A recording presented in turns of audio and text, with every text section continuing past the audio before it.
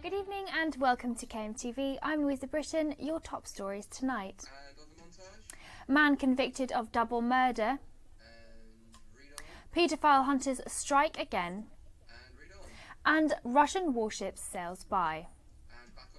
But first this evening, a man from Canterbury being found guilty of a double murder. Foster Christian stabbed Simon Gorecki and Natasha Sadler-Ellis to death and wounded her son Connor Harris and a 16-year-old boy. Josie Hannett was in court. Here at Maidstone Crown Court today, Foster Christian was found guilty of murdering Natasha Sadler-Ellis and Simon Gorecki. He was also found guilty of wounding with intent Natasha's son, Connor Harris.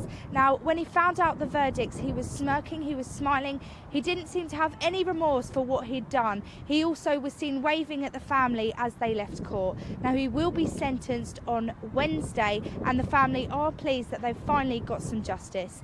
Josie Hannett in Maidstone for KMTV.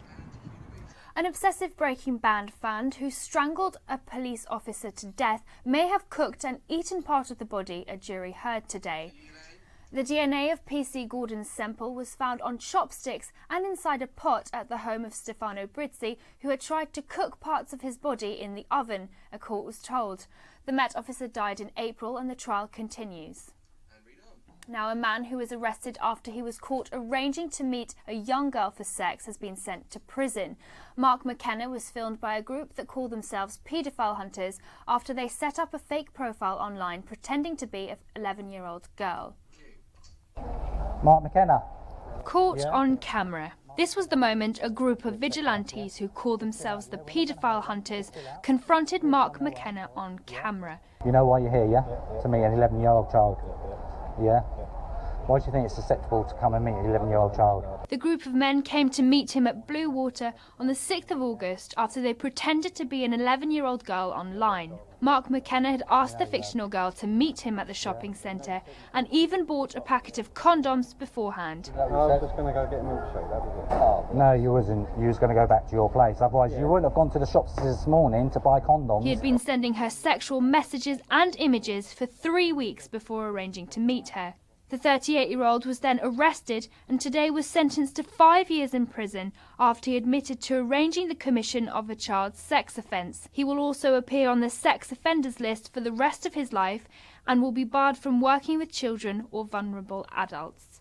Although Mark McKenna is now behind bars, the judge did warn vigilante groups. Judge Philip Statman said these types of offences needed to be carefully investigated by the police and that the vigilantes themselves could be breaking the law. This is Bulletin for KMTV.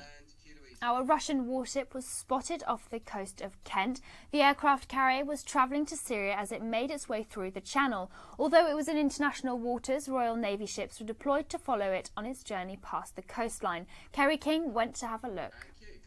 People along the shoreline between Ramsgate and Rye watched in trepidation as a flotilla of Russian warships passed through the English Channel.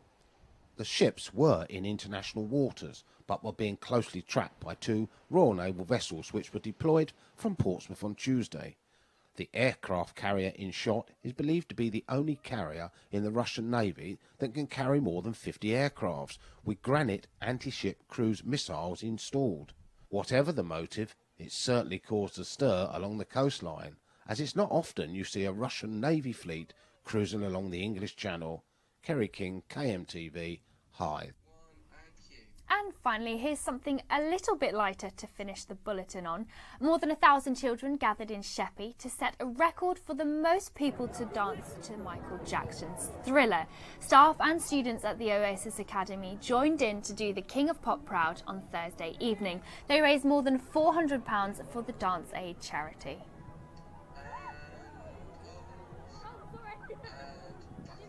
Well, that's all from us this evening. We'll be back again on Monday with all the latest stories from across Kent. In the meantime, don't forget you can always keep up to date by listening to KMFM or logging on to kentonline.co.uk. Have a wonderful evening. Good night.